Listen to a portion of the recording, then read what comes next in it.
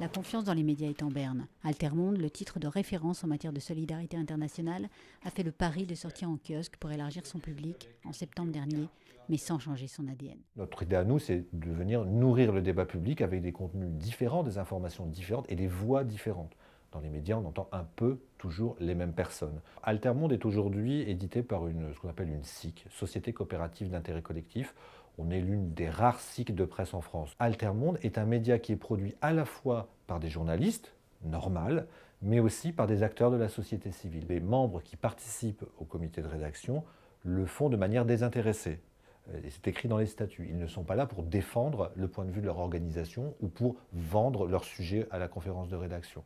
Comme la dernière fois, oui. En fait, Amnesty avait une salle de libre. On a demandé si d'autres voulaient nous accueillir et personne ne voulait. Enfin, personne ne voulait ou ne pouvait. Donc, c'est Amnesty qui a gagné. Voilà. Ok, ça marche, à tout à l'heure. Ciao.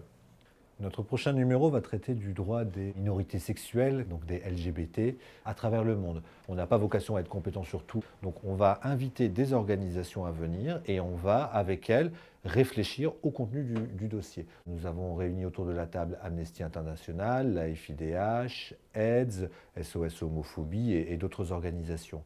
Les personnes LGBT ne vivent pas leur sujet comme un sujet politique, contrairement à peut-être nous en France.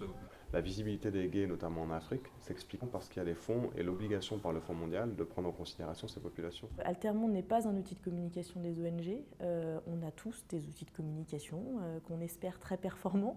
L'intérêt d'Altermonde pour nous, c'est la concordance entre les valeurs que nous défendons et les valeurs qu'Altermonde défend. Nous, on pense qu'il faut sortir du fatalisme, lutter contre le sentiment d'impuissance. Et comment on le fait ? En tant que journaliste, en donnant la parole à des gens qui agissent. Ça ne veut pas dire leur vendre la soupe, ça ne veut pas dire leur faire de la pub, ça veut dire traiter de ces questions parce qu'aujourd'hui, on ne traite pas suffisamment des questions qui sont liées au changement.